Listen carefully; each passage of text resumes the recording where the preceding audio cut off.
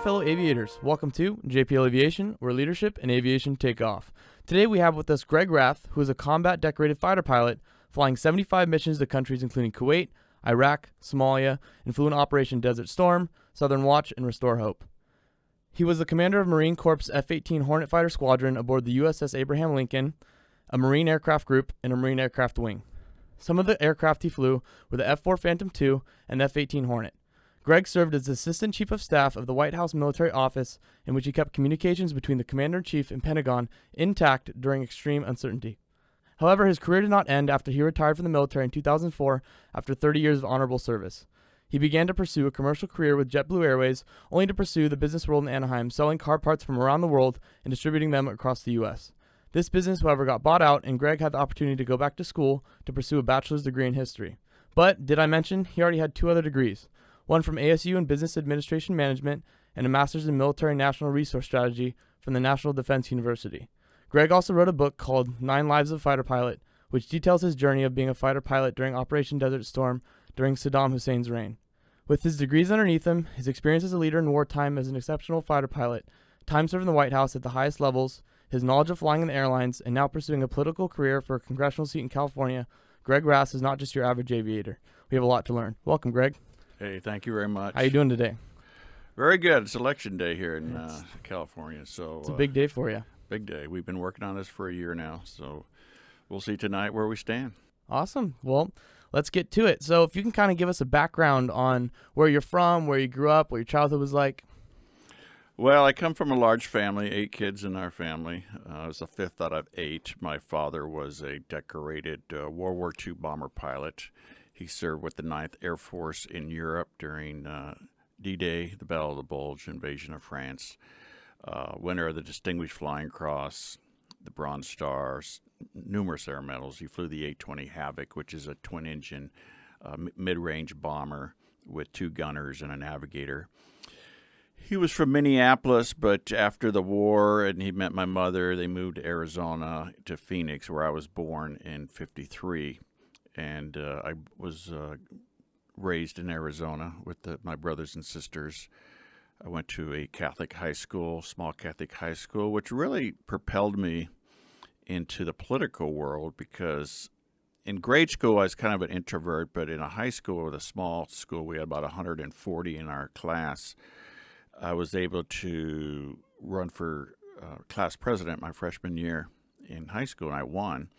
And then followed in as my senior year, I ran for class president. Got to be pretty popular as a football star. There you go. What position? All state. I was a linebacker and a center, believe it or not. I remember when I signed up, when I was a freshman, nobody signed up for center, so I put center, and I got the job. But I was all state. Then went to Phoenix College, which is a junior college. I played a year of football there, and a lot of those players were getting ready for the university level, and it was a whole new level of football. It was just very difficult, and I wanted to be a pilot, military pilot, and I didn't want to break my leg or something, so I didn't play any more football. But then after junior college, I went to Arizona State University, got a degree in business administration. And while going to college, I took some private pilot's license because I wanted to be a military pilot, like my father, and we were now in the jet age, obviously. The F-4 Phantom was the premier fighter. The A-4 Skyhawk was out there, and the Marine Corps flying the Harrier, which is the jump jet. So I was researching in the officer program for the military, but I took some private lessons at Sky Harbor Airport in Phoenix at Sawyer Aviation, and I really had a knack for flying. Got my private pilot's license, and I had a lawn service when I was in high school and college, so I was able to, once I got about $50, I was able to rent an airplane with an instructor, and I got my private license, and I knew I could fly, and I was concerned I didn't want to join the military and get sick flying, then I had to go do something else, but that wasn't a problem, so I joined the Marine Corps Officer Program while I was at Arizona State, similar to the ROTC program in 1973. And then graduated in 75 with a degree in business, and then I went off to Pensacola, Florida for flight training, and that was really, really exciting. It was difficult, because I had my group of friends in Phoenix, it was hard to leave the community, but I had my goal set on being a fighter pilot. And so off I went to Florida. And in primary flight training, I flew the T-34 Bravo, which was a turboprop with a instructor in the back, and had about 24 flights, and then ground school. And then they took all those grades, and there's 10 in my class. The top 2 would go jets, and the bottom 8 would go helicopter. So it was very, I had very competitive, and I had to be in the top 2 to get jets, and I was in the top 2. So my best friend, he got jets too, so we went off to Meridian, Mississippi for flight school. John McCain Field was named after Admiral McCain, John McCain's father. And beautiful. I don't know if you've ever been to Mississippi, but it's just a beautiful state, high pines, and it was perfect for me because it's really tucked away, and it kept you from going out partying and everything, because I really wanted to get my wings. And it was a year and about 2 months of jet school. You start in a T2 Buckeye, which is a twin-engine jet, a straight wing, and then 6 months of that, and then you get 6 months in a TA4 Skyhawk, which is a swept wing jet, and you end doing some carrier landings. I got 6 carrier landings on the USS Lexington, which was in the Gulf of Mexico. And after all that training, which is about a 2-year process, you get your wings. And my Navy wings, Marine Corps goes through Navy flight school. And my father came from Phoenix and pinned on my wings because he was a pilot. It's pretty exciting. Then I get my first assignment to El Toro Air Base here in Orange County, which is everybody wanted because SoCal, beautiful weather, and my buddy and I got a apartment in Newport Beach, on the beach, and I'm flying F-4 Phantoms. Actually, when I got my wings, I had to go to Yuma, Arizona for 6 months for F-4 training to get up to speed in the F-4, and then I came to El Toro. So I went to Pensacola, then Meridian, and then Yuma, and then here. So that's a lot just to unpack there. So let's kind of start with your father. Obviously seemed to be a huge person for you in your life when growing up, because you had him pinning the wings on you. And what was his influence like to make you into the man that you are today? He had a lot of influence. My father's my scoutmaster as a Boy Scout, and if you at a young age, actually my mother is my den leader as a Cub Scout at age 8, and then at 11 I joined the Boy Scouts. My father's my scoutmaster, and Boy Scouts really set the foundation for a young man. And there's the Scout Oath is on my honor to do my best, to do my duty to God and my country, to help other people at all times. So the first 3 sentences, there's nothing about yourself. It's God, country, and help other people. So I learned at a young age, those were the 3 goals, and my father taught me that. He was a strict father. I wasn't real close to him because of the 8 kids. He would work all day. We didn't see him that much, but on weekends and Boy Scout outings, he would be there. But he was very demanding, and I wanted to please my father. And I, obviously, being a military pilot, would please him. But he was tough. But when I got my wings, he mellowed out, and he was very proud of me for my 30-year career in the service. At some point, did it feel like you guys were able to bond more because you kind of had the same status level in regards to flying? Or yes, in fact, my 4 brothers and I, we all made Eagle Scout, which is pretty good. My dad was an Eagle Scout. Yeah, so 5 boys in our family were Eagles, and but I think we bonded on a flight when I got my private pilot's license when I was a junior in college at ASU. I rented an airplane, and my father never had the money. He was a blue-collar worker after the war, and we never had much. We were kind of lower middle class, which was fine. We all worked as kids. But I rented an airplane and took him flying, and he hadn't flown since the war. And so I put him in the right seat, and I was in the left seat, and I just let him fly around, and I could just see it that he really enjoyed it. And that's kind of where we start bonding as aviators. And because you were working really hard to get the money to fly, when you took your father up, it was definitely something more meaningful. And I'm sure that the sacrifice you made, your father saw that, and he was like, hey, you definitely saw the effort that you're putting in for the relationship. Yes, I believe so. And then when I went off to flight school, he always kind of, will Greg really succeed, or is he just one of these hot shots that give it a try? And so I really worked hard to succeed, and I did. and I rose to the rank of colonel, which is a pretty high rank in the Marine Corps. 100%. And so let's start with your training. Obviously, what was your experience in that, and how did you go about becoming successful in the military schema? Flight school is probably the most difficult thing I ever had to go through in my life, even to this day. Just the constant studying. Ground school was 2 months of weather, aerodynamics, jet propulsion, vectors, mathematics. It was very, very difficult.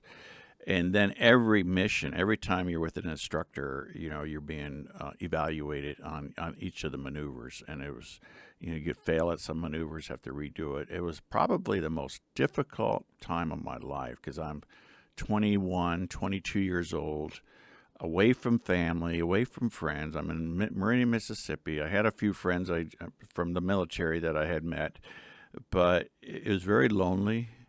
And you go home and just study. I just remember on Saturdays I would golf. Just Saturday mornings is my time just to relax, and I'd go golf at the base. And then I'd drive around in my car. I had a Chevrolet Malibu, and I had the 8-track tapes. And I remember I'd put it in, and Olivia Newton-John was my big favorite. She was a hot blonde from Australia singer, and I just loved her. And I put it in. And I would just drive around these country roads in Mississippi and listen to her music. And then I'd come back, and Saturday night we would go out with some of the guys. But then Sunday, it was all business. Studied all day Sunday, getting ready for your flights. And I did well. And I got F-4s, which I wanted to fly, and then off to Yuma. And that was difficult. But Yuma, I was close to Phoenix, where I grew up. So on weekends, I could go home and see my buddies. That's awesome. And it was pretty cool because here I'm flying Phantoms. I'm 23 years old. I'm in a $40 million jet flying supersonic over the desert of Arizona. And my friends are still at Burger King. Yeah. Assistant manager. And one guy's, I'm going to be a salesman of some sort, and I'm flying jets, so it was pretty cool. And what was your experience like when the first time you sat in the jet after all that hard work? Can you just describe that? Yeah, you really go through a bunch of flight simulators before you start, and simulators, probably about 40 simulators before you even get in a jet. So by the time you get in a jet, you're pretty comfortable. But I just remember going down the runway, going in a full power. It's a sense I never felt in an airplane. You sense it in a simulator, but when the real thing, and you get your helmet on, your mask, and it was pretty cool. And especially my first flight in a F-4 Phantom. You go to full after. I'm at Yuma, I take off. I still remember 3-4 left, I think it was, like full burner, just thousands of pounds of thrust, and I'm like, if something goes wrong now, I'm screwed, man. But I'd pray everything. We go down there, you hit about 170 knots, and you pull back, and about 190, you're in the air. And then within a few minutes, you're at 20,000 feet, supersonic, and it was just a crazy. And you're doing loops and Immelmans and all these different maneuvers. So I'm like, how did I get here? I'm 23, 24 years old, and I'm flying one of Uncle Sam's airplanes and getting paid. I'm getting paid to do it. Getting paid to do it, right? That's the best part. Yeah. And when you're going up and you're flying, are you just practicing maneuvers like you said, or are you kind of just, is that like they say, hey, you have X amount of maneuvers, you got to go up and practice today, you're going to be on the real thing? Like, is that kind of how it was set up? Or you start out, you're not just a pilot. You learn all the instrument training. The weather's bad. You learn all that. But then now you're using your aircraft as a weapon system. You learn how to shoot missiles from your airplane, how to drop bombs from your airplane. You're learning to be in a dogfight, to fly at low level, high speed, high level, high speed, high level, low speed. So flying's got to be natural now. All that's experience. Now you're using your airplane to destroy things and kill people and everything else. So it's just a whole new world than just being, say, a 152 pilot or a commercial Airbus pilot. Now the fangs come out, and you turn into a Top Gun pilot, like the movie with Yeah. Maverick, it's very, very competitive. Who's the best? Yeah. And we all know who's the best and who's the best of the best. And a lot of people after one tour get out because they can't handle the pressure. And what determined, in your eyes, in the group per se, collectively, what made someone a really good pilot? Just you get a feel, the seat of the pants flying. You're not scared of the airplane. You're in charge. You're in control of the airplane. You know where you're at, the speeds you're at, and how to maneuver an airplane to get behind a guy to take a shot. How to roll into a target to get a good bombing run on a target. I mean, you're dropping bombs sometimes at 15,000 feet, and you're within like 2-3 feet of the target. You're not hundreds of feet. You want 2 feet. And that's how accurate the F-18 was compared to the F-4 Phantom. F-4 Phantom was not an accurate bomber, but the F-18 was just incredible because it's all digital and it's all computerized. But it was, you would know the good pilots and the poor pilots, and the poor pilots would exit slowly, and then the good pilots would rise to the top. Like Maverick, and Top Gun 2's coming out this summer. It's really going to be good. Tom Cruise? Yeah, Tom Cruise. Yeah. Now he's a Navy captain. He never made admiral. I mean, believe it or not, 86 is when Top Gun came out, so we're looking at 34 years ago. Yep. Kelly McGillis she didn't age very well compared to Tom Cruise, but I think Val Kilmer's even doing a cameo in it. So, but that movie really helped us pilots. Was that like a inspiration for you guys? Kind of, you watched it as like a group together, probably, and just like it was. Just the movie that the officers' clubs at all our bases were packed with women and trying to meet a pilot. It was like, all these Kelly McGillises want to meet a fighter pilot. 100%. Really it was pretty cool. Really boosted the ego a little bit. It did, and it put us on the map. But flying fighters, you're a unique person to do that because you got to be a little crazy. You got to be not afraid of dying because every time you go up, you're going to die. You got to have a type A personality. You got to be aggressive. You got to be able to just take on the world and leave your problems behind. If you got problems, you got to compartmentalize what you're doing in the airplane. And that's one thing I got really good at. If there's some problems at home or if there's problems with finances or whatever, you put that all behind you when you jump in the jet and strap in. I mean, you strap in, helmet, mask, gloves. You're out for bear, and it's probably the most exhilarating feeling is flying a jet fighter. And it sounds like it was more of an escape for you as well in regards to being able to get away. Because like for most professional athletes and people get really good at what they do, it's called like the flow state when they're in their zone doing their thing and time just goes by really fast. They are accurate with everything they're doing in regards to accomplishing the set skill that they came out to do. And so for you, it sounds like when you got in that fighter jet, you had that type of flow experience. Right. And you got to know your own limitations, where to take the airplane that you're not comfortable with. You try to push the envelope a little bit, but you know your own capabilities. I would never want to push them too far, but probably very came close to death was my first night carrier landing in a Phantom. We were out to sea off the coast of California out of El Toro, and the marine layer was sitting on the water.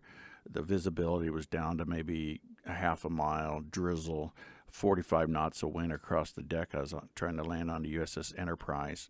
It has a square island, which made a terrible burble. As the wind comes across, it hits the island and goes down the flight deck. And then if this is your flight deck, the air goes down and up. So as you're coming in, you get sucked up and then sucked down. And I remember my night carrier landing. I'm coming in. I felt really comfortable. I break out of the goo. You see the little lights. I'm lining up, and I get pushed up from the burble, and so I start pulling power. Then you get sucked down. Oh, there's an LSO on the end of the carrier talking to you. Hey, low power, add some power. He starts screaming, power, afterburner. So I'm full burner. And I barely landed. I almost hit the back of the ship. Oh, my gosh. So I got a whole new respect for what a LSO, landing signal officer, does. And then they taxi me. I taxi into the one wire, and they take me up to the catapult at night and shoot me off again for some more. I was like, oh my God, how did I get myself into this situation? Do it again. But then in my career, I got really, really, really good at carrier landings, and I got several hundred carrier landings, and the F-18 was really pretty easy, not easy, but less difficult to land on a carrier. And so let's just dive into that portion of your career. So what was your first mission that you flew, and what was the aircraft that it was in? Combat mission? Sure. Well, I flew off the Midway, USS Midway, 79, 80, 81 as a carrier pilot, flying the RF-4 Phantom, which is a reconnaissance version of F-4. It had cameras in the nose, and we were off into the Arabian Sea flying missions when the Iranian the Shah of Iran was overthrown in 1979, so we're flying close air support or combat air patrols in the Persian Gulf. And here's the crazy thing: Iran was an ally of the United States up to '79, and we have been selling them the new F-14 Tomcats. We're selling the Shah of Iran because they were buying them; they had all the oil money. And so we exported these airplanes before we actually fleeted up our own fleet. So now the new regime comes in and takes over the Air Force. So they're flying Tomcats and we're flying F-4s, which is two different versions of fighters. So we're having to train to fight against our own airplanes, which is really unique. So that was 79, 80, and then we start picking up Navy start picking up the new Tomcats, and the Marine Corps, we bought the new F-18s in 83, 84, and in 89 I switched over to the F-18 Hornet, and then I saw my real taste of combat in Desert Storm in 1991. And that was flying the F-18s? Yeah, I was flying the F-18. And so before we get into Desert Storm, how was that transition like from the F-4s to the F-18s? It's like one of these old Cadillacs into a Ferrari. Oh. Everything's digital. And now this is early digital, so you're talking 80, 90 technology. So you had the digital screens, and you had a HUD, heads-up display, so you have to look down, you could look right through. You had some superior engines, thrust to weight compared to the Phantom. The thrust to weight was just incredible, so you could straight up and accelerate. It was just night and day. It's made of composite fiber, which is a lot stronger than steel, but it's a lot less weight, so you could really yank the aircraft around, pull 7, 8, 9 Gs, and get in a real tight turn, where the Phantom had these big old turns because it was made of steel. So it was just night and day. Plus, it was a great airplane to bring aboard a carrier, very stable. It had auto throttles. You could hook up your auto throttles, and it was a fantastic airplane to fly. And what was the fastest speed that you hit personally? I was in the Phantom. I hit Mach 2.2. Wow. Which is about 1,600 miles an hour. It's exciting. Yeah, you got to go high. You know, the higher you go, the less the air is less thick. So you go up high, you get supersonic, and then you get about Mach 1.5, and then you take it back up to about 35,000 feet. Then you unload, and you can pick up about 2.2 Mach. And actually, I blew an engine out. It flamed out, so I was able to relight the engine as I got lower. Wow. But, yeah, I've done some. It's just like, how do you even like? I've done some crazy things in the airplane. But it's all about. I wrote a book, and we'll talk about that later. It's called "The 9 Lives of a Fighter Pilot." I actually should not be here. I should have been dead 8 times in a military fighter. And one of them was my first carrier night landing. We put it in there. Yeah, we can get to that. Sure. I'll have that on later. But we're talking about the Desert Storm as well. So what was like your experience with that, and when were you deployed, and where? Yeah, it was 89. I just transitioned to the F-18, so I was brand new in the airplane, and I was I was not with the squadron. I was at a what they call a group level, and all the squadrons were leaving for Desert Shield, which was the follow-on or the before Desert Storm. They were trying to scare Saddam Hussein into getting out of Kuwait without having to go to war, and it was like. We all wanted to go. I mean, you're like, oh, I don't want to go to war, but I mean, finally we can use all our skills. And now this is 90, so I've been doing this since 15 years. of training and training and training, and now we could go drop some real bombs and everything. And I was left behind. I was new in the airplane, so they brought all the guys that had a lot of experience. So I was sitting at home, and I'm like, I'm going to miss this war, and I wanted to go. And there was a two-seat version of the Hornet called the F-18D that they would use to mark targets. That the guy in the back would look for targets, and they'd roll in with a rocket with white phosphorus. So you shoot a rocket at a target, and then the bomber Hornets would come in and say, from the smoke, 100 yards or 100 clicks, 10 clicks north, and you could see the target. So they took over 6 of these. The war starts now in January of 91, and I'm sitting at home watching it on TV. I'm like, this sucks. I mean, all my buddies are over there getting combat time, and we didn't care if we get killed. We just wanted to go and serve our country. And then I'm working at the headquarters, and there were 6 more two-seat Hornets at El Toro, and we get a call, bring over the other 6 to the war. And I'm like, ooh. Yeah. And so I was a major, and the colonel comes in. He goes, hey, we got to take 6 more. We need you as a pilot to fly one over. But when you get there, you're going to go up to the wing staff. You're not going to fly. And I was all bummed, but I said, I don't care. I just want to get to the war. And so the war started January 15th, 91. So it was about January 25th. So the war's about 10 days in, and we fly the 6 airplanes. We flew from El Toro to South Carolina to Spain, and then Spain to Bahrain.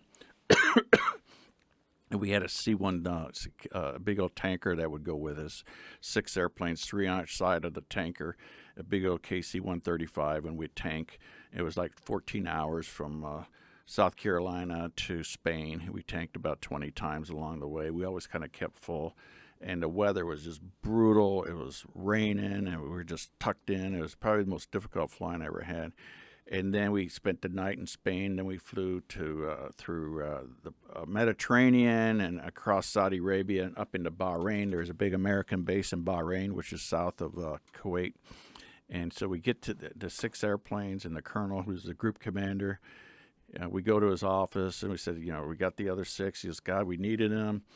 And the squadron commander that commanded those 6 airplanes goes with the group commander with me and this other guy. Him and I were supposed to go to up to the wing staff and do a desk job. And so and the colonel goes to the big colonel saying, I really need these 2 guys to fly combat.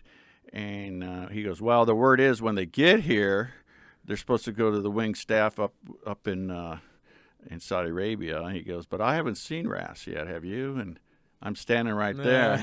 And have you seen, they called me Snake. I was the Snake. And Cheyenne was the other pilot. He goes, I haven't seen Snake or Cheyenne. They haven't arrived yet. And I'm like, and I go, we're right here. He goes, well, I haven't seen them. He goes, go fly. So the next day I'm flying combat. And then I flew 45 combat missions in Desert Storm. And then the war ended end of February. So, and then nobody ever asked for me again. Yeah. Said, they're not here. They're not here. And so, and then that kind of propelled my career because I picked up lieutenant colonel, and the guy I was working for made me his executive officer of the Black Knights when I got back to El Toro. Then I became a commanding officer. I had my own squadron, my own F-18 squadron. So I went back to sea in 93 as a fighter squadron commander. We went back to the Persian Gulf. And when Black Hawk down, I don't know if you remember, in 93, there were 2 Black Hawks were shot down over in Somalia. And what happened was we were up in the Gulf, and they needed some close air support. So we hightailed our carrier down to Somalia. And that carrier, we tied down every airplane with 19 chains, and it was going over 60 knots. A carrier. That's crazy. That's like going down I-5 at 60 knots. That thing was just rumbling. It's a big nuclear powered carrier, 5,000 Navy sailor. The top speed's classified, but the last I saw before they shut down the speed on the television was 60 knots. That thing was hauling. We were down within a few hours flying close air support. One of our helicopter pilots, a guy named Warrant Officer Duran, was taken hostage. We were able to get him back. So I flew another 30 combat missions in desert, and it was called Operation Restore Hope. Restore Hope, yep.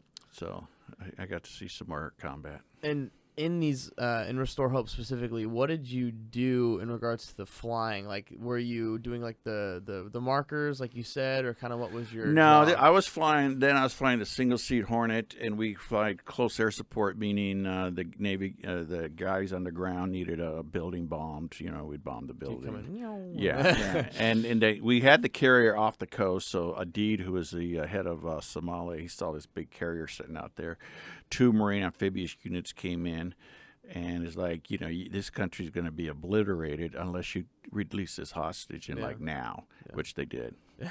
And we're just swooping in at low altitude, and we weren't going to take any crap from these guys. That's awesome. And do you ever meet people that were on the ground that you they came to you guys afterwards, and you guys kind of had like, oh, that was me up in the jet. Yeah. Saved you We've guys' had life. reunions, and we meet in Vegas, and we're like I said, we're kind of crazy. It was a good crazy, but to do what I did, now that we're talking about it, it's pretty wild. It's a great story. I mean, thousands of hours of flying. I got hundreds of carrier landings, 75 combat missions. And I had an air group. I was a group commander. I was a wing commander, and then I had to retire after 30 years. And being a commander, what did that entitle in regards to responsibility? Well, there's segments of a Marine Air Wing. A squadron is 12 aircraft, which is 12 F-18s, and about 20 pilots, and about 200 maintenance people that maintain the airplanes and do all the work. And you have a big hangar at El Toro. That was your squadron. The Black Knights was my squadron. VMFA 314, fixed wing Marine fighter attack squadron 314. We were the Black Knights. The commanding officer commands it all. You're the lieutenant colonel. Your XOs, the executive officers, like a major. Your pilots are captains and majors and lieutenants. And then there's an air group, which is 8 of these squadrons. So I was an air group commander when I made full-bird colonel, so I oversaw 8 squadrons, which is an air group. And then I was an air wing commander, which was 6 groups, so you oversaw 6 groups all around the United States. I was based in New Orleans. And it's usually a job for a 2-star general, but they made me a wing commander for 6 months because the general had to leave to go to Riyadh for then Iraqi freedom. So as a wing commander, which was my last job. And I never picked up general. I wanted to be a general officer, but it didn't happen. But I flew to the last day, and then I retired. But it was just an incredible. In the meantime, I met my wife in 1980 at the Officers Club at El Toro, right out of the movie Top Gun. She was there with her girlfriend. She goes, "You want to dance?" I go, "Come back later." It was pretty cool. And she. What age was that at? What's that? When did you meet your wife? 1980, so I was 27. And got married when? 1982, so I was 29 when I got married, which for a fighter pilot, that's a good time. About 30. You don't want to be married because you're so busy. You're younger, yeah. Then we start a family. I have 3 kids. I have a son now who's a major. He's an F-18 guy now. He actually flew with me together in the backseat of an F-18. That sounds when I was a colonel, he was my backseater. That sounds like something that obviously only that fighter pilot dynamic will in the family will ever be able to And when experience. I was an air group commander, I had some helicopters in my air group, and I got to fly all the different helicopters. And we had the troop carrier called the CH-46. And it was Christmas time in Arizona. We're taking Toys for Tots down to the Havasupai Indian Reservation at the bottom of Grand Canyon. And I called my dad up, who's in Phoenix. I said, drive up to Flagstaff. I'm going to put you in the back. So I put my dad in the back of a helicopter with a Santa Claus and all the toys, and we had some other people, and we took him down. So I flew my dad in the back. That's awesome. Yeah, and then I flew my son later, which was pretty good. And I flew my brother. So. And if you were to summarize, it sounds like you've had an amazing career, and thank you for your service. And if you were to kind of put together your experiences in like a short paragraph, minute or two, can you just describe it and like kind of summarize the whole thing of your experience overall? I would say I did not want to be an ordinary person. I wanted to be extraordinary. I did not want to just be a insurance salesman or a manager at Costco or something. Nothing wrong with that. No, Love my Costco people. It's Costco. I just wanted to be extraordinary. I don't know what drove me to that. And flying jet fighters is probably for 30 years probably not many people have ever done that for that long. And surviving and not dying is just very, I don't know. It's just, I'm not a narcissist, but you just feel pretty proud of yourself. No, it's awesome. It's something to be proud of. Yeah, very proud. People who would look down on you for talking about the things you've done. It's like, no, you put yourself out there. You experience things that, literally less than 1% of the entire nation, the entire world, even smaller percentage would ever be able to experience. And that's not something to, people who they say, oh, he just talks about it. It's like, no, he's sharing an experience and he's having a great time. And that's what people, especially who are really good at something, especially in sports, like, yes, humility is always the best attitude, but there's also a time and place to share your experiences and tell people what you're doing, because not only are they going to be able to learn from it, potentially they'll be inspired to do something greater with their own lives. That's true. And in 1993, I was Pilot of the Year in the Marine Corps. My squadron was Squadron of the Year for Marine Forces Pacific. I was Top Carrier Pilot of the Year in 1990 and 1993. I got a lot of awards, individual awards, squadron awards, and then tons of medals from combat. So I don't talk about it much, so this kind of gives me time to talk. But it was just, and I wrote a book called The 9 Lives of a Fighter Pilot. You can get it on Barnes & Noble or Amazon. It's a great, great book. There you go. And everything goes to charity when I sell it. It goes to a Patriots in Paws, which is a charity that helps veterans. And so let's just dive into the book then. That's a great transition point. So writing a book takes a lot of work. It's a lot of thought process, mental energy. What went into the book and why'd you put it? Like, what was your background? I started publishing when I retired. I did work for Jet Blue, and we'll go into that later, as a commercial airplane. But my father never talked too much about his career, and my grandfather was a World War I guy, and obviously not an aviator, but I never knew much about him, and I wanted to jot down some notes for my kids and grandkids once I'm gone, and I started writing and writing. And I'm not a good writer. I'm a mathematician type of guy. I mean, I can't put a sentence together, but I start writing and writing, and I started a publishing company, so I self-published my book, and we sold about 20,000 copies. So it's just, and I did it like in 6 months, and then I went on. I wrote it all myself, and I went on Craigslist, and I said, does anyone help me who's an editor who can help me put all this into a book? And I met this lady in Lake Forest.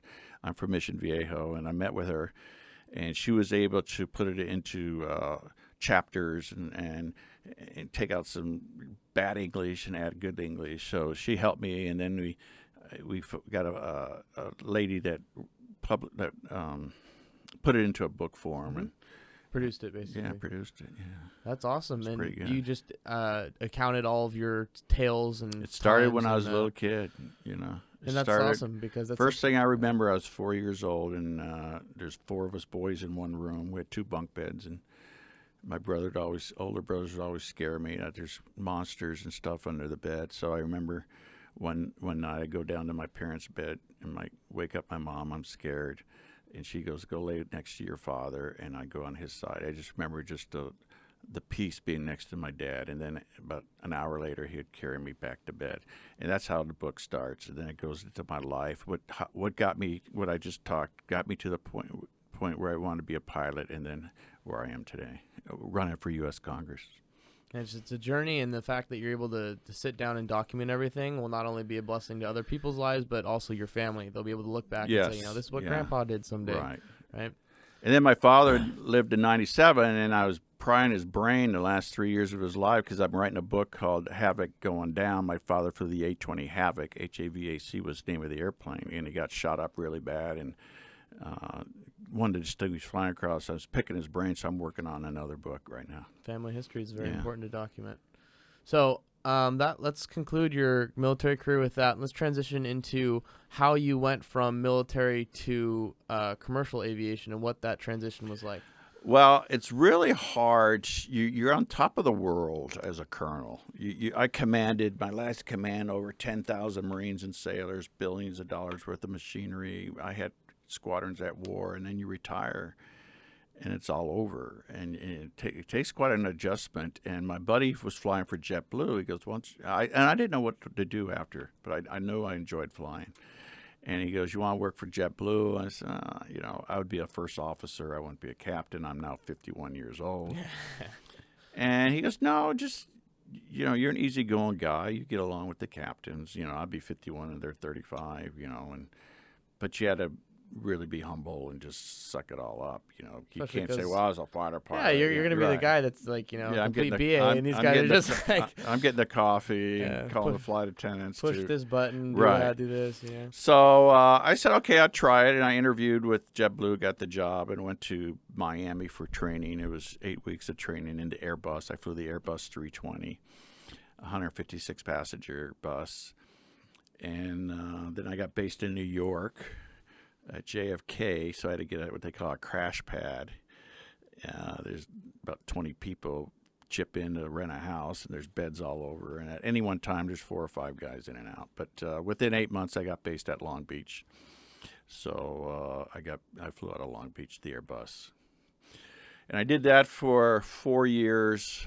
I enjoyed it. The money was not all that good, but I really had some good times with friends. And then my buddy owned a auto part distribution firm in Anaheim. He goes, I'm always in China or Europe buying parts. I need you to run the operation in Anaheim. And I said, I don't know anything about auto parts. And he goes, well, you're a Marine colonel. He goes, you can do it. He gave me a pretty good salary, and I said goodbye to JetBlue.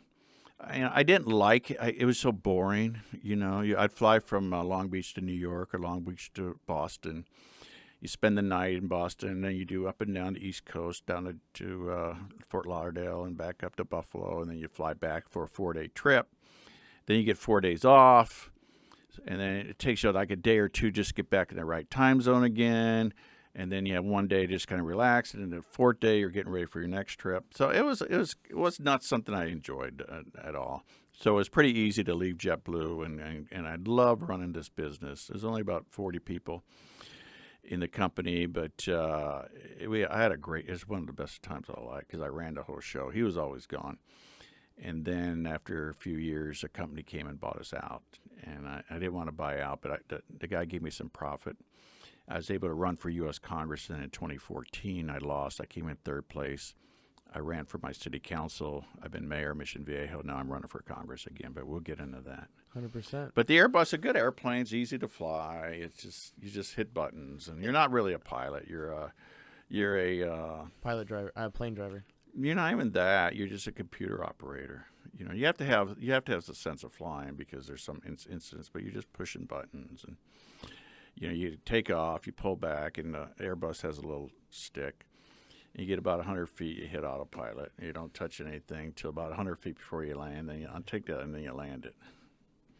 Who can't do that? Yeah, but all that training that goes into it's the hardest part for most people. You get to altitude. It takes like 40 minutes to get to altitude. Then you break out the magazines and call it a day. You're not supposed to say that. And then, you're supposed to be watching your instruments. Yeah, there you go. But you know, these red eyes, you know, they're tough. You know, try to stay awake. Yep, and so in regards to scheduling and kind of how because you had a family at this time too, were your kids growing up, or was that the point where you kind of could just step away and go, obviously fly all over the... Well, JetBlue, the kids were all grown up. Okay. We started our family right away. I have twin daughters. They live in Irvine. They're both married and have 2 kids, and they're both school teachers at Irvine Unified School District, grammar school teacher. My son lives in San Juan Capistrano, just retired after 20 years in the Marine Corps, believe it or not. Wow. So he's working now for a company here in Orange County.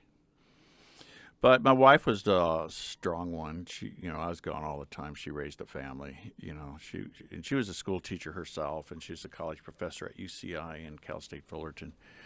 But I'd be gone 7, 8, 9 months at a time, and she ran the family. That's amazing. You know, the housewife of the people who are tough. You shouldn't be married as a military officer. You should not. I mean, but thank God I had a strong wife who the kids all turned out very successful. But most of the guys are divorced. Most pilots are divorced. Yeah, because when you don't spend time with somebody, you literally can't build the relationship. You can't. But it was the old days where you write letters back and forth. And I'm a carrier. I'm on the Midway, and it takes like 2 weeks for my letter to get home, and it say she's mad at me, and it takes like 6 weeks for the argument to be reconciled. It's the cool down period. Go What are you back talking and about? forth. Now you got emails and everything else. And Instant messaging. You got, what is it? Where you could see each other, Skype and stuff like that. But we didn't have any of that. A guy would bring the mail. True love, right there. True love, I tell you, she was tough. She kept the family together. And that's awesome. And so in regards to you transitioned out of JetBlue, you got bought out or whatever, so now your political career, this is something that you've kind of always thought about? Yes, ever since high school when I said I was class president. And then, one thing when I was in 96 to 99, I got my master. In 95, I got my master. They sent me to get a master's degree at National Defense University in Washington, D.C. I got a master's degree in military strategy. What they're doing, they're getting you ready for senior officer, for colonel and general. And it's they call it a payback tour. You have to do 3 years in Washington, ground job, before you go back flying. And they sent me to the Pentagon. And I was getting ready to start my job, and the guy that assigns me to the job I flew with in Desert Storm. He's in my back seat. And one of my 9 lives was we surface-to-air missile almost shot us down, and he saw it coming. I didn't. And I was he screamed over the radio to pull, and I pulled really hard, and the missile went over my head and just missed us. Then we turned around, another missile came and just missed us.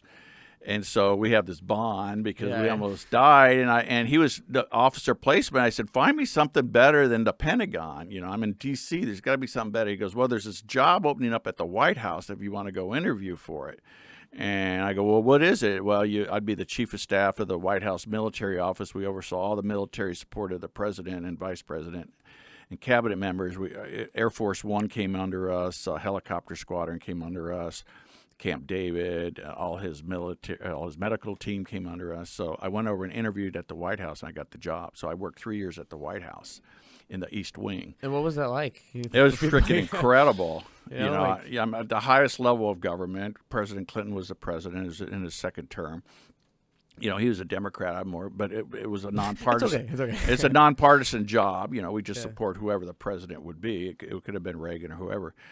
But I would fly on all the trips with the president on Air Force One. I would go overseas with the president. I would be his right-hand man when it came to military logistics to get him places. And we worked with the Secret Service, and we worked with the local police wherever we went. So it was a pretty heady job, too. So then I started working with Congress because congressional bills would come through our office on military affairs for the president to sign. And I said, someday I'd like to come back to Washington and work as a congressman. So that was 96 to 99. And then, so in 2014, after I left JetBlue, we sold our company. I had some time to run for Congress, so I did. And I came in third. You had to be in the top 2 in the primary, which is today. I got to be in the top 2 today to move to the November general election. And I came in third, very, very tight. I only lost by a couple thousand votes. And that didn't work out, so I ran for my local government, City Council, Mission Viejo, where I live, and I was the mayor pro tem a couple of years. And now I'm running again for U.S. Congress. So yeah, best of luck. And yeah, today, what time are you going to play this? Because by 8:05 tonight, I'll know if I'm in the top 2. There's 7 of us running, 6 Republicans, 1 Democrat. The Democrat would probably be number 1, and then one of us 6 Republicans would be number 2. If I'm number 2, then I moved to the general election for November. That'll be awesome. It's exciting. It's just another niche in my life of excitement. Yeah, and I'm sure your family supports you. Oh yeah, the kids are growing up and grandkids. Everyone's helping me. So today's a big day. Election That's awesome. Day. Super excited for you. Super Tuesday. Yeah, thank you. All right, and so I'm kind of wanting to go into the overall principles of your life and the things that kind of made you into what you are now. So what would you say are the most kind of valued principles to you? Things that you kind of just hold fast to in times of struggle when you've been feeling down? Or I learned it early in Boy Scouts is to help other people. And as a Boy Scout, Eagle Scout, I learned at a young age that life isn't just all about you. It's about helping other people. And as a politician, I've learned to use that thought to help other people. When I was mayor, I helped other people in Mission Viejo. I've been very generous to the disenfranchised, those people that need help. I'm a Christian, so I came close to seeing God many times. So I've lived a good life, and I try to share my values with other people. And what would you say defines a leader? Describe it. A leader is someone who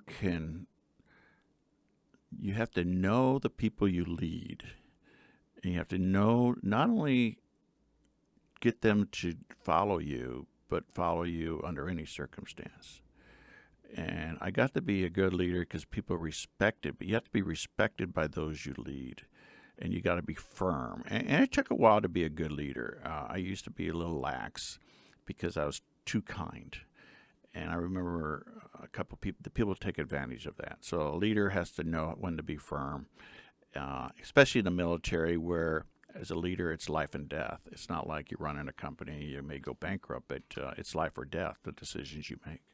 So you have to gain the respect of your subordinates. They have to respect you, and then you have to respect them back. But then you got to get them to do what you need them to do. And that's not always that easy, You got to know their personalities. You have to know their life. You got to know their personal lives. What's bugging them, what's not bugging them, and there's a chain of command in the military. You don't want to break that chain. You don't want to go from, say, this guy under you, go under him and subvert him. So you got to respect the chain of command. And in this latest impeachment of President Trump, there was a young lieutenant colonel, Vindman.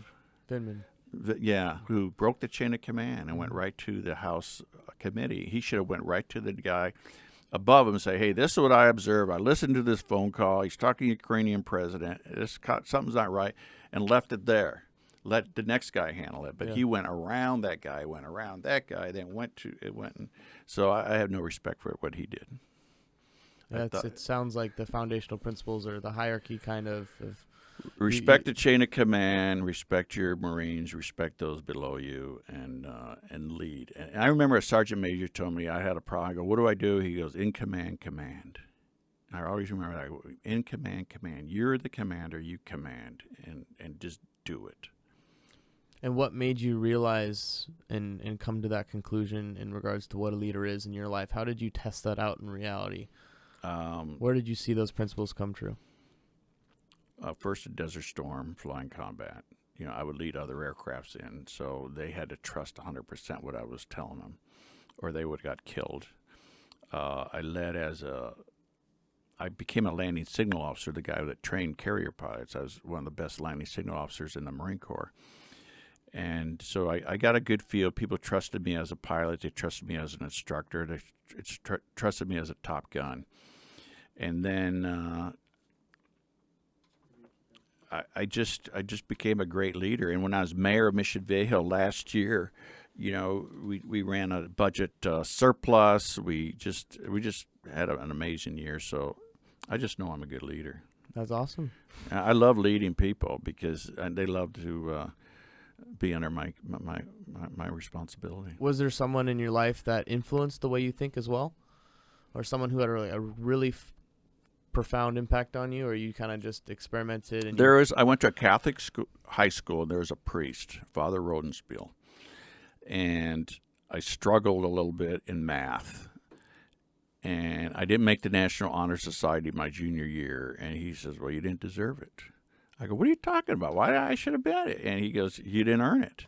And he gave me all these extra books. And he worked with me, and he helped me, and he kind of knew I wanted to be a pilot. And he goes, "You got to know math a lot better than you know now." So I took trig class, I took geometry, I took all that stuff. And he died early with cancer, and I got to be one of his pallbearers. So that was probably the guy, Father Rodenspiel. And then my high school football coach, Bill Moss, he was a great leader.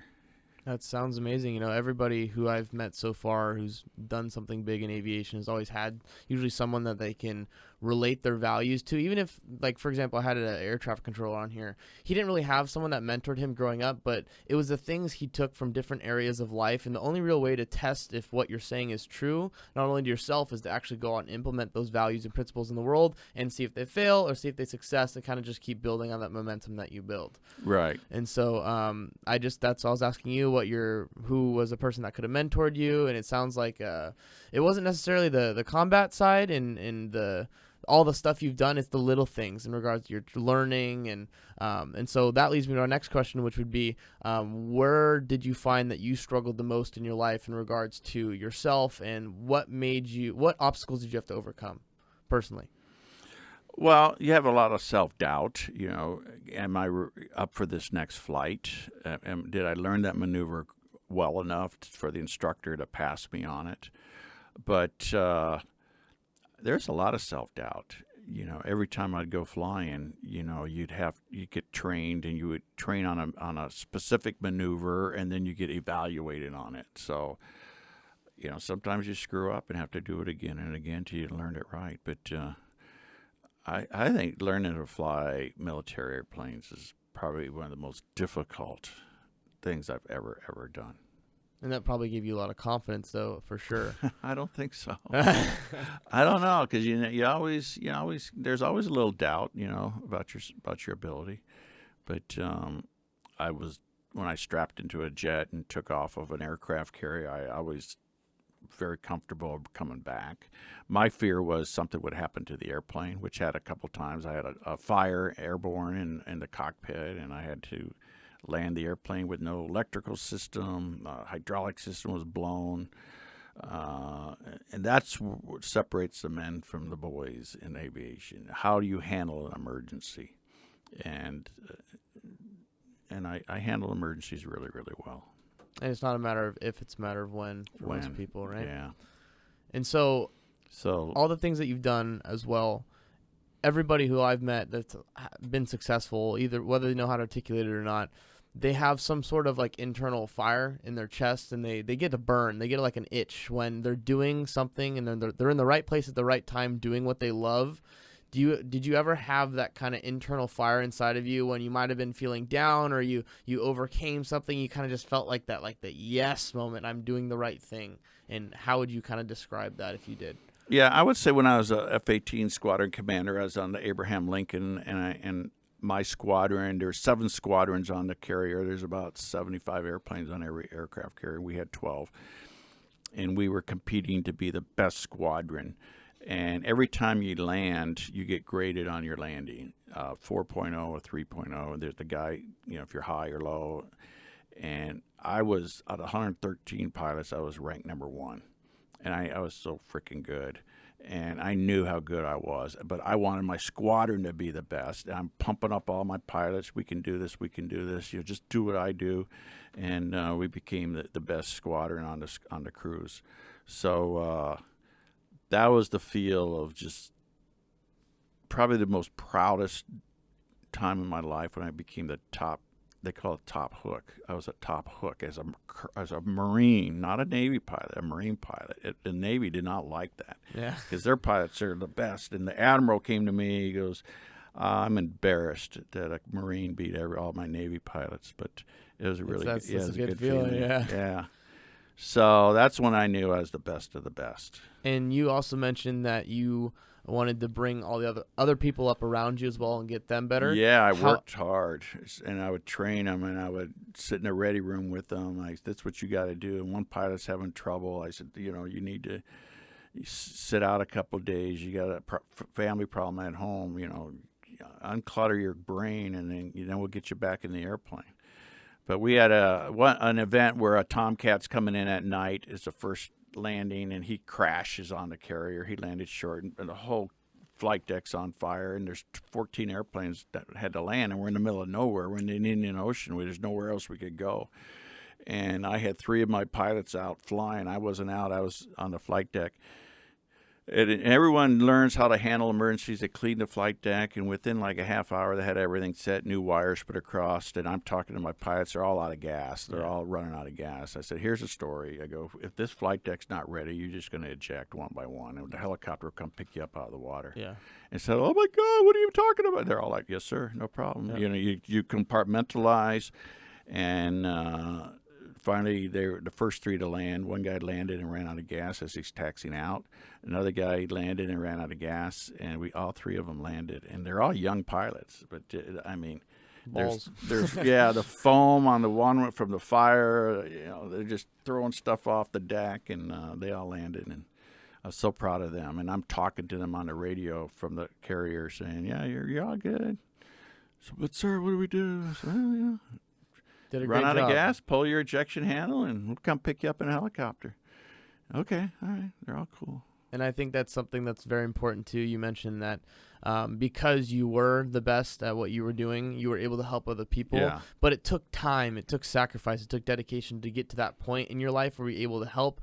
And I've always firmly believed that people who take the time to invest in themselves, once they spend the time doing it and by rising to the top, then they can be a shining example to other people. But like right now you have a bunch of people who don't really invest in themselves, but they talk the talk, and so they don't have the credibility when it comes to it. And so that's why I think it's so important to have like someone like you on the show to tell people that, hey, you spent the time getting yourself to where you were, and it's only because you sacrificed, you had the lonely days, you spent the long nights studying, that you're now able to come on a podcast, talk about the things you've done, run for Congress, have the reputation behind you to make you into who you are. Most people, they'll look at you and they'll see everything you did, but they don't actually, and they'll never be able to understand what it actually took to get to the point that you are, because it's one of those things that, you can't walk in someone else's shoes. You can empathize, but at the end of the day, unless you actually go do it and live your life for yourself, you're never going to be able to actually, experience the same type of thing. Right. And when I was flying off carriers, I would train on my own in simulators every night and practice and practice and practice. And I couldn't get my guys to practice as much as I did. I said, you want to be the best of the best, you got to practice. And a lot of them had families, and they didn't take 4 or 5 hours at night to sit in a simulator and train. How valuable is your time, would you say, in regards to when you're preparing for something, when you're focused? How much do you value your time, like when you give it to people? I don't understand. Like, because time, right? All this stuff you've done, it takes time. Right. And time is the currency that we'll never be able to get back. And so when you're allocating your days, how do you go about distributing it, Right. Like, there's been times when I said, those 2 hours I'll never get back. It bothers me when I try to help people and they take advantage of me. Where I work with them and then they don't perform. And I'm like, are you kidding me? I've taken in strays to my house. My wife goes crazy. And they just take advantage of me. So it's bothersome. I don't think that there's that killer instinct in people like I would like in me. If you want to be successful, you got to work hard. You can make a lot of money off the stock market or something, but if you want to be successful in a skill, a master mason or a mechanic, you got to train to be good at it. Even instruments. Anything. Get really good at creative, You can go to a concert and the guy just jams on the piano, and you're just like, that's impressive, but you don't see the hours every single day he spends there just plucking each string, You're like Jim Morrison. You heard of him? That sounds really familiar. He was with the Doors. He was the lead guitarist for the band The Doors, and he was just amazing. I met him when I was in high school.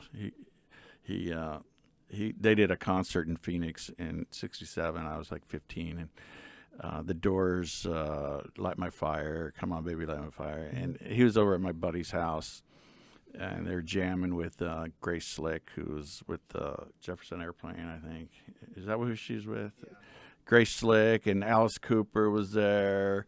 And I'm like this kid. I didn't know who these rockers were. Until later in life, I'm like, oh my God, these are all icons, But I remember even what they did, they had to train and practice, at their skill, And I'm really like Carrie Underwood, who's just like a nobody. She goes on American Idol, and she just works so hard, and she's just like a phenomenal singer. So I really respect people that use their talent and then go beyond their talent and to get better and better at it.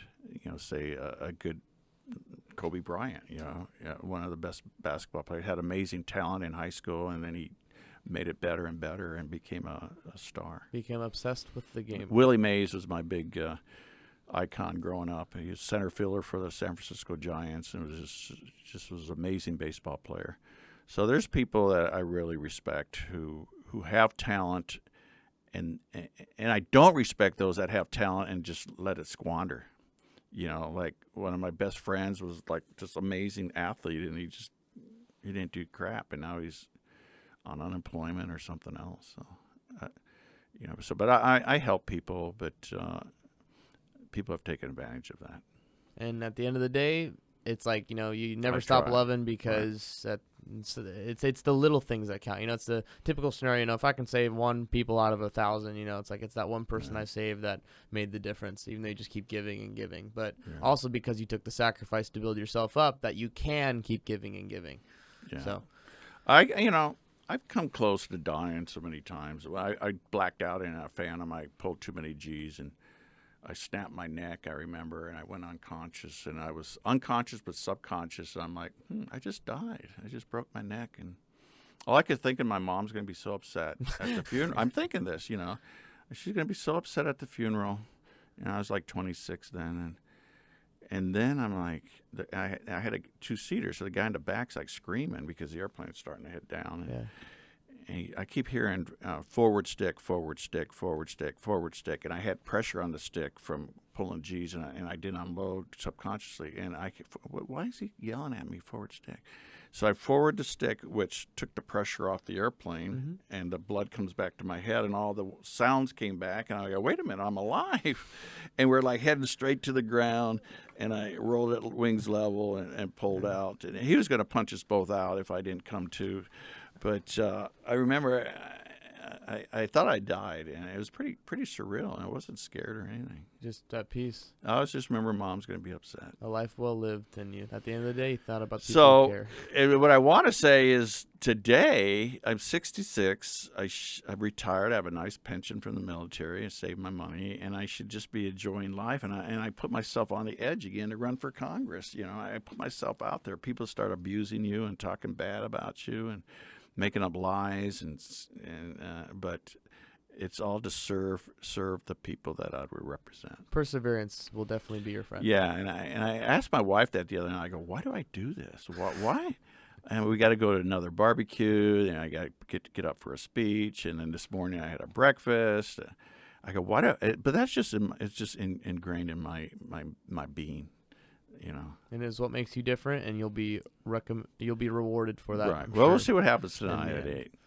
God, I hope I win. 100%. I wish I'm you a the best of winner, luck. and I love. It's a challenge. I love challenges, and I put myself on these challenges. And obviously, I want to be a good congressman and serve, but it's a challenge. The winning. You want to be a winner. Yeah. And any last comments or statements that you want to make? Tell anybody. Last thoughts, message, statement. Just lead a good life, treat people good, and that's all you can do. Don't. A lot of people will badmouth me to bring me down to their level. Because when they see someone who's successful, they try to bring them down. Like the president, who's a very successful president, they try to constantly bring them down. And those are the people, you don't want to get too close to. But if there's a certain amount of friends you have that you can trust. Family you can trust, and you have an inner circle, but don't be afraid to go beyond them and try to help people and make their lives better. So that's what I want to do as a congressman. I call this my last mission in life, but I'm looking to run for the presidency in 2024. 2024. Yeah. Mark it on the calendar. So 2 terms as a congressman, then I'm going to run for U.S. president. Heck yeah. Big goals. Big goals. All righty. So that's JPL Aviation, where leadership in aviation take off. Thanks, Greg. That's it? Yeah. All right. Thanks, guys.